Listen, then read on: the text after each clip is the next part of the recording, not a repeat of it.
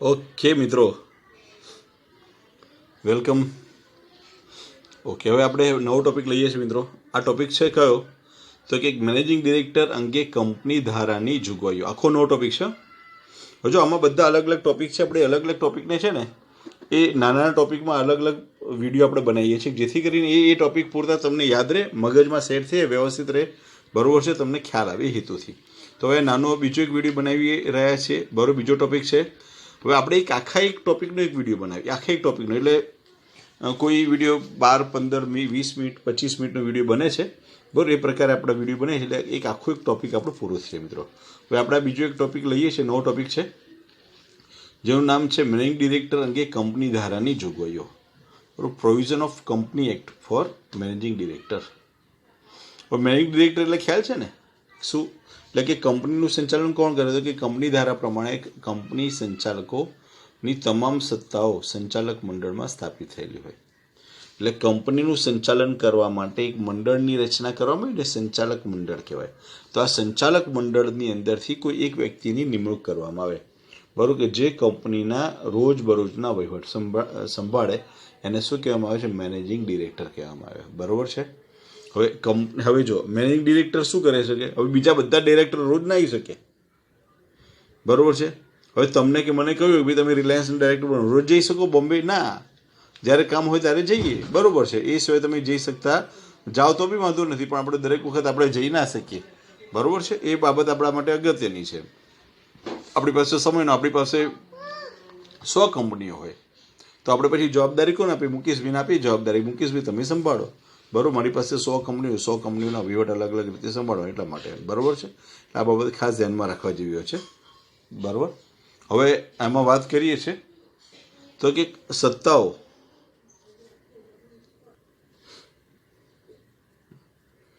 એટલે જો હવે રોજે રોજ સંચાલકોને આવવાનો સમય ન પણ મળે તો તેવા સંજોગોમાં રોજબરોજના વહીવટ કંપની ડિરેક્ટરને સંભાળવામાં આવે. શું કરવામાં આવે છે?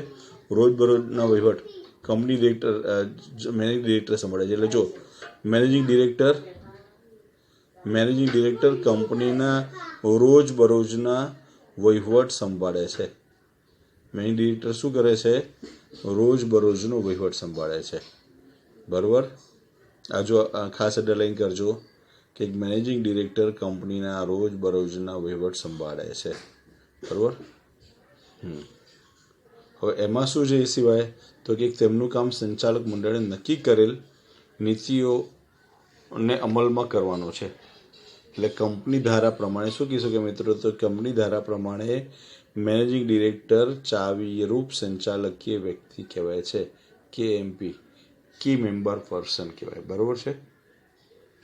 પૂર્ણ સમયમાં કર્મચારી તરીકે ઓળખાય છે, પૂર્ણ સમયનો કર્મચારી કહેવાય. તેના માટે કંપની ધારા પ્રમાણે તેની જોગવાઈઓ નીચે મુજબ. એટલે સંચાલક, મેનેજિંગ ડિરેક્ટર એટલે મુખ્ય સંચાલકની જવાબદારીઓ, એટલે જોગવાઈઓ નીચે મુજબ છે. એ આપણે એનો અભ્યાસ કરીએ, મુખ્ય સંચાલકની જોગવાઈઓ છે તે. તો કે સૌથી પહેલાં વાત કરી છે નિમણૂકની વાત કરીએ, બરાબર. એટલે આપણે માનો કે મેનેજિંગ ડિરેક્ટર તરીકે આપણે કોઈ પણ વ્યક્તિની નિમણૂક કરવી હોય તો તેવા સંજોગોમાં સૌથી પહેલાં એની શું આવે? નિમણૂક આવે, બરાબર છે. તો એ નિમણૂકની વાત કરેલી એટલે તમને થોડી વસ્તુ ક્લિયર થઈ જાય, બરાબર છે. એટલે પહેલો આપણો ટોપિક કયો છે? જો આમાં જોગવાઈઓમાં જ છે, બરાબર. તો કે નિમણૂક, અપોઇન્ટમેન્ટ, બરાબર. એમાં શું? તો કે પહેલું છે મેનેજિંગ ડિરેક્ટરની નિમણૂક. કોની નિમણૂક છે? તો કે મેનેજિંગ ડિરેક્ટરની નિમણૂક. તો કેવી રીતે થાય? તો કે કંપનીના નિયમન પત્ર અનુસાર કરી શકાય છે. કોના દ્વારા કરી શકાય? તો કે નિયમન પત્ર અનુસાર કરી શકાય, બરાબર છે. તો એ કંપની સાથે સમજૂતીથી, કંપની સાથે આપણે સમજૂતીથી કરી શકાય. આપણે મેનેજિંગ ડિરેક્ટરની નિમણૂક કરવી હોય ને તો અહીંયા આગળ કેવી રીતે? તો મેનેજિંગ ડિરેક્ટરની નિમણૂક છે એ સંચાલકો દ્વારા થતી હોય, પણ નિયમન પત્ર અનુસાર, કંપનીના નિયમન પત્ર અનુસાર થાય, અથવા કંપની સાથે સમજૂતી કરીને થાય, બરાબર છે. પછી બોર્ડ ઓફ ડિરેક્ટર્સની સભા કરીને થાય, બરાબર છે. અને બીજું છે કંપનીની સામાન્ય સભામાં કરી શકાય. કંપનીની જે આપણી જનરલ મિટિંગ હોય ને, AGM હોય ને, બરાબર, ત્યારે પણ આ પ્રકારની વ્યક્તિને આપણે શું કરી શકીએ છીએ? નિમણૂક કરી શકાય છે. બરાબર. પછી બીજો ટોપિક છે, વાત કરી મિત્રો મેનેજિંગ ડિરેક્ટરની નિમણૂક. એના પછી વાત કરીએ છીએ તો કે મેનેજિંગ ડિરેક્ટર તરીકે માત્ર વ્યક્તિની નિમણૂક થઈ શકે છે. આ યાદ રાખજો, કોઈ પણ સંચાલક તરીકે કોની નિમણૂક થાય? તો કે એક વ્યક્તિની નિમણૂક થાય છે. બરાબર છે. સંસ્થા કે પેઢીની નિમણૂક કરી શકાતી નથી. આ યાદ રાખજો. પરીક્ષા પૂછાય, એક માત્ર કે બે MCQ પૂછાય કે કંપનીના મુખ્ય સંચાલક તરીકે એટલે કે મેનેજિંગ ડિરેક્ટર તરીકે કોની નિમણૂક કરી શકાય છે? તો કે માત્ર વ્યક્તિની નિમણૂક કરવામાં આવે છે.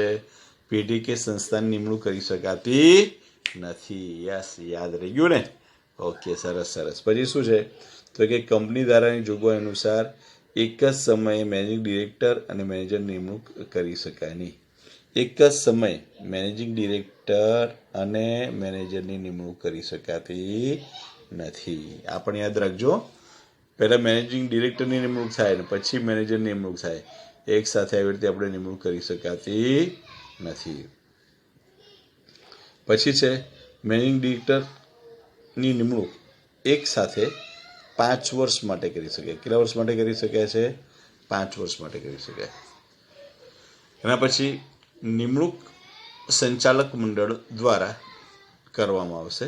નિમણૂકની શરતો તેમાં નક્કી કરવામાં આવે. હવે જ્યારે બી આપણે નિમણૂક કરવામાં આવે ને ત્યારે નિમણૂકની શરતો નક્કી કરવામાં આવે કે ભાઈ આ પ્રકારની શરતો તમારે રાખવી પડશે અને આ શરતોનું તમારે શું કરવું પડશે? પાલન કરવું પડશે, નક્કી કરવું પડે. હા. પછી છે મેનેજિંગ ડિરેક્ટરની નિમણૂકની બહાલી કંપનીની સામાન્ય સભામાં મંજૂરીને આધીન હોય છે. એટલે મેનેજિંગ ડિરેક્ટરની નિમણૂક છે ને કરવી હોય ને તો કંપનીની સામાન્ય સભા હોય ને મિત્રો, તો કંપનીની સામાન્ય સભાની અંદર એ બાબત નક્કી કરવામાં આવે છે. એ સિવાય બાબત નક્કી કરી શકાતી નથી. પછી નિમણૂકની બહાલી, બરાબર, એ ખ્યાલ આવ્યો ભાઈ? સામાન્ય સભામાં એની મંજૂરી લેવામાં આવે. બરાબર છે? ઓકે, વાહ. પછી મેનેજિંગ ડિરેક્ટરની મુદ્દતનો અંત આવે એટલે અગાઉથી કોઈ પુનઃ નિમણૂક કરી શકાય નહીં. પહેલેથી નિમણૂક ના થાય. બરાબર છે? એ મુદ્દત પૂરી થયા પછી જ નિમણૂક કરી શકાય, પહેલાંથી નિમણૂક કરી શકાતી નથી. આ યાદ રાખજો.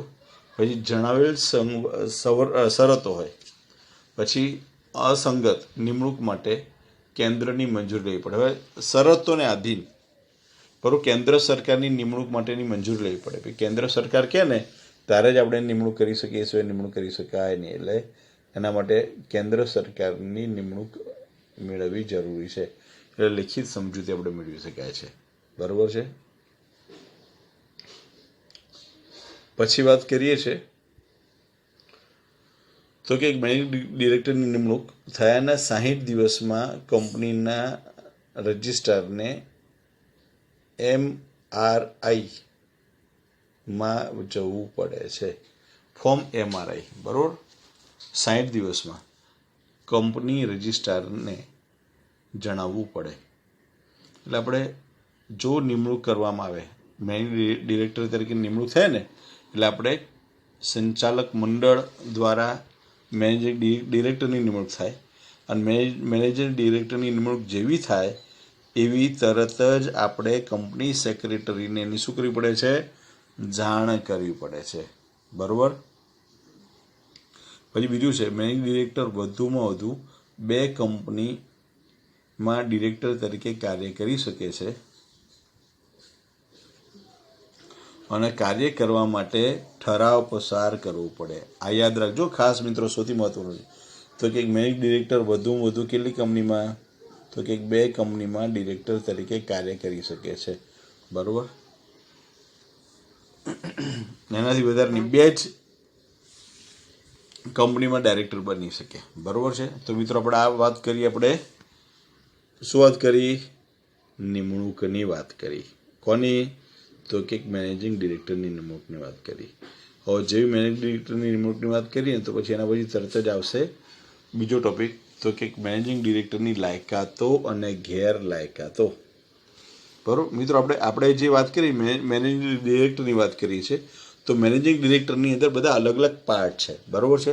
એ પાર્ટ્સને આધારે વાત કરીએ છીએ. તો નવો ટોપિક આવે શું, તો કે મેનેજિંગ ડિરેક્ટરની લાયકાતો અને ગેરલાયકાતો, બરાબર છે.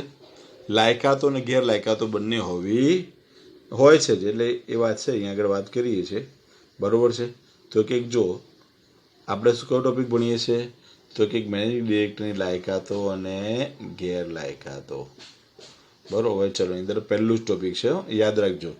તો કે મેનેજિંગ ડિરેક્ટરની લાયકાત અંગે કંપની ધારામાં ચોક્કસ ઉલ્લેખ નથી.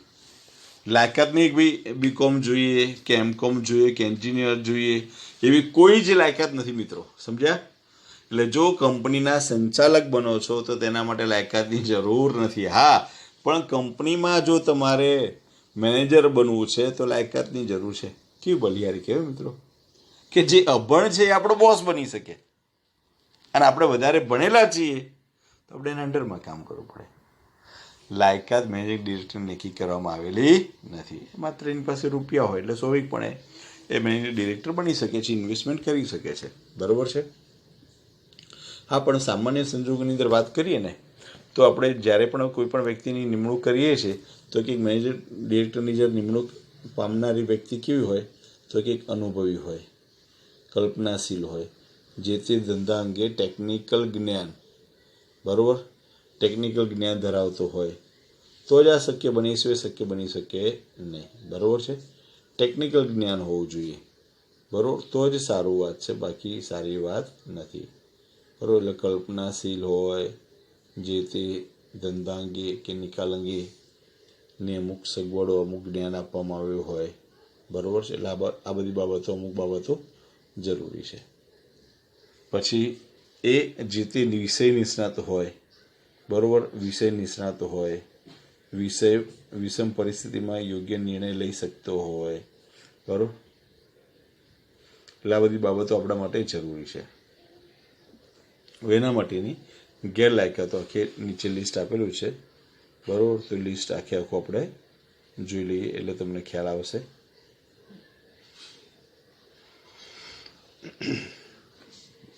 કે ભાઈ મેનેજિંગ ડિરેક્ટરની ગેરલાયકાતો જણાવો. શું જણાવો? ગેરલાયકાતો જણાવો. તો કે સૌથી પહેલાં, બરાબર છે, તો તેની ઉંમર 21 વર્ષથી નીચે અને 70 વર્ષથી વધુ ન હોવી જોઈએ. પહેલો જ નિયમ. તો કે જો આપણે મેનેજિંગ ડિરેક્ટર બનવું તો આપણી ઉંમર 21 વર્ષથી વધારે હોવી જોઈએ અને 70 વર્ષથી ઓછી હોવી જોઈએ. એટલે પહેલો જ નિયમ છે, બરાબર છે. વધારે હોય અથવા 21 વર્ષથી નાની આપણે ડિરેક્ટર બની શકતા નથી. પછી જે વ્યક્તિ નાદાર ઠરાયેલ ન હોવી જોઈએ કોઈ પણ વ્યક્તિ. હવે જો નાદાર થયેલો હોય ને તો બી ગેરલાયક ઠરે, બરાબર. એટલે નાદાર થયેલો વ્યક્તિ પણ ઠરવો જોઈએ નહીં.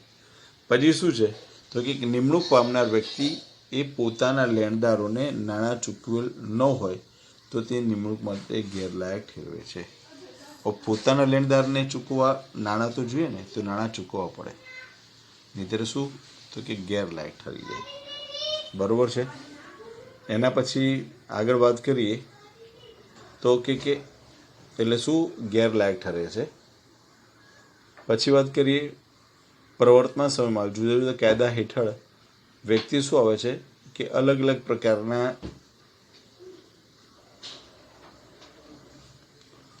ગુનેગાર ઠરવી. અને અદાલત છે ને, હવે માનો કે આપણે કોઈ પણ પ્રકારનું ચીટિંગ કરીએ ને તો અદાલત શું કરે, એ ગુનેગાર ઠેરવે છે. અને એની જે પણ રકમ હોતી એ રકમ આપણને આપે, અથવા તો શું થાય છે, 6 માસથી વધુ સમયની સજા પણ થાય છે, બરાબર. એટલા બધી બાબતો આપણા માટે જરૂરી છે, બરાબર છે.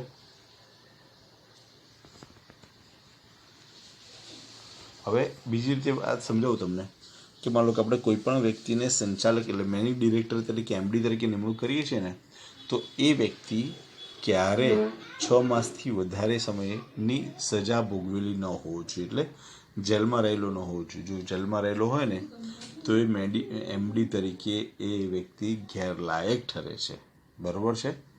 આ ખાસ ધ્યાન રાખજો, બરાબર. હવે એના પછીનો નવો ટોપિક આવ્યા છે આપણે મહેનતાણું. બરાબર છે, મહેનતાણાની વાત કરીએ છીએ. તો આપણને લાગે કે આવી કંપનીના સંચાલકો છે, તો કે કંપનીના સંચાલકો, કંપની તો પોતાની છે, બરાબર છે.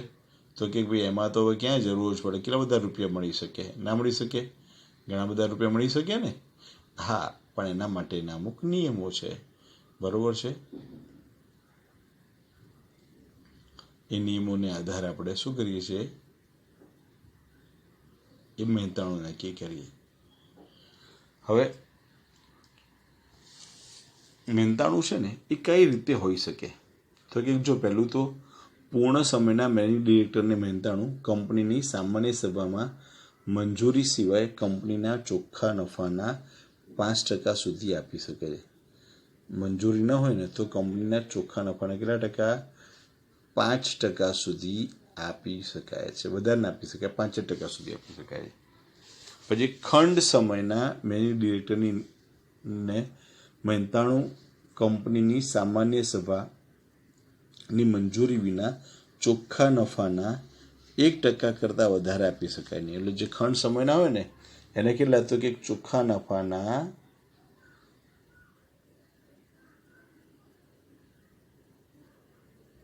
1%થી વધારે ના આપી શકાય, બરાબર છે. એટલે આપણે જ્યારે મહેનતાણું પણ નક્કી કરીએ છીએ તો કંપનીનો જે પણ નફો થયો, ચોખ્ખો નફો થયો, તો એનો 1%થી વધુ એ નફો હોઈ શકે નહીં. પછી છે મેનેજિંગ ડિરેક્ટરોને ચૂકવવા પાત્ર મહેનતાણું કંપની ધારાની જોગવાઈ અનુસાર અથવા તો નિયમન પત્ર અનુસાર અથવા કંપનીના ઠરાવ અનુસાર નક્કી કરવામાં આવે છે, બરાબર છે. આ એ પ્રકારનું ભાઈ કંપની નક્કી કરવું તો એ પ્રકારની એની જવાબદારી ને બધું એને આધારે કામ કરવાનું હોય છે. ઠરાવમાં હોય એ પ્રમાણે કામ કરવાનું હોય છે.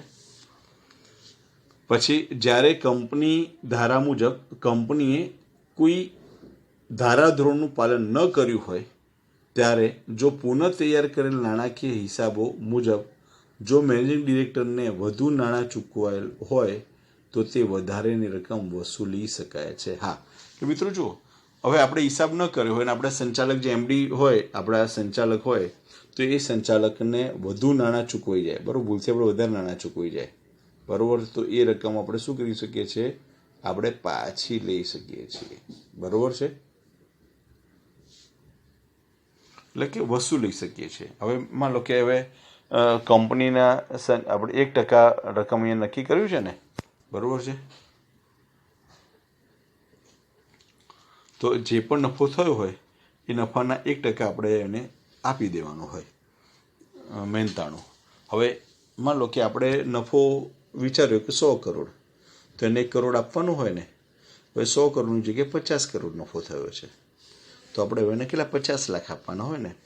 તો અહીંયા આગળ આપણે ભૂલ શું કરી હોય? 1 કરોડની વાત કરી હોય અને ખરેખર એકચ્યુઅલ શું? અને 50 લાખ. તો એ પ્રકારના જે પણ વધારાની રકમ છે તો એ વધારાની રકમ પેલો મેળવવા માટે જવાબદાર છે. ખ્યાલ આવ્યો? ઓકે. હવે એના પછી વાત કરીએ આગળ. જુઓ તો કે મેનેજિંગ ડિરેક્ટરને પદ ગુમાવવા બદલ વળતરની ચૂકવણી કરી શકાય છે. કોઈ સંજોગોમાં પદ ગુમાવ્યું હોય તો પણ આ પ્રકારનું વળતર અન્ય સંચાલકને ચૂકવી શકાય નહીં. જે વળતર ચૂકવતા હોય એનું એ વળતર બીજા કોઈને આપણે ચૂકવી શકતા નથી, મિત્રો, બરાબર છે.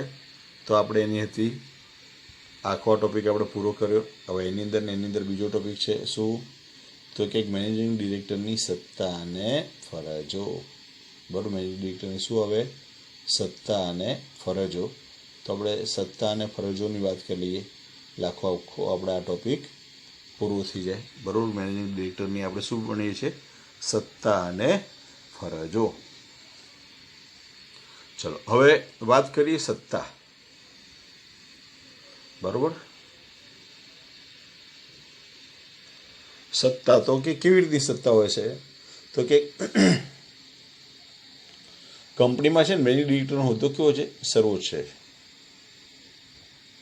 અને કંપનીના સંચાલક તરીકે વિશિષ્ટ પ્રકારનો દરજ્જો મળે છે. એટલે સ્વાભાવિકપણે તો કે કંપની સંબંધિત વ્યાપક સત્તાઓ ધરાવે, બધી સત્તાઓ એની પાસે જોઈએ, સ્વાભાવિક છે. પણ જો મિત્રો મોટા ભાગની કંપનીઓમાં જે વ્યક્તિએ વધારે રોકાણ કર્યું હોય, બરાબર છે, એટલે કંપનીનો મૂળ માલિક હોય ને એ જ ડાયરેક્ટર બને છે. દાખલા તરીકે જો રિલાયન્સ ઇન્ડસ્ટ્રીઝ છે, તો રિલાયન્સ ઇન્ડસ્ટ્રીઝના એમડી કોણ છે? તો કે ભાઈ મુકેશભાઈ અંબાણી. મુકેશભાઈ અંબાણીએ રિલાયન્સમાં ઘણું બધું રોકાણ કર્યું છે, તો એ પોતે શું બની ગયા? એ કંપનીના મેનેજિંગ ડિરેક્ટર બની ગયા છે, બરાબર છે. એટલે અહીંયા આગળ જો સત્તાઓ, આવેદનપત્ર, નિયમનપત્ર અને સામાન્ય સભામાં ઠરાવ, સંચાલક મંડળની સભામાં ઠરાવ નક્કી કરવામાં આવે છે. એટલે ઠરાવ નક્કી થઈ જાય એ જ પ્રમાણે કામ કરવાનું, એ જ પ્રમાણે એની સત્તા હોય, એ જ પ્રકારે એની જવાબદારીઓ, એ જ પ્રકારે એની ફરજો હોય મિત્રો, બરાબર છે. પછી આગળ વાત કરીએ તો કે મેનેજિંગ ડિરેક્ટર પોતાની સત્તાનો ઉપયોગ સંચાલક મંડળની દેખરેખ, દોરવણી અને અંકુશ હેઠળ કરે છે. સંચાલક મંડળ હોય ને, એ સંચાલક મંડળની દેખરેખ હેઠળ કામ કરે છે, બરાબર. એટલે આમ એવું કહી શકાય કે ભાઈ સંચાલક મંડળે સોંપેલી સત્તા વિના મેનેજિંગ ડિરેક્ટર કંપનીના કોઈ પણ દસ્તાવેજ ઉપર સહી કરી શકે નહીં. આ યાદ રાખજો.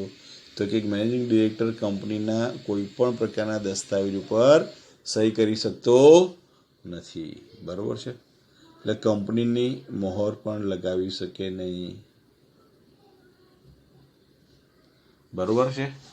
આ સત્તાની વાત કરીએ. હવે ફરજો, તો ફરજોની વાત કરીએ તો શું છે કે મેનેજિંગ ડિરેક્ટર પણ ડિરેક્ટર જ કહેવાય છે, માટે જે ફરજો છે તે જ ફરજો મેનેજિંગ ડિરેક્ટરને પણ લાગુ પડે છે.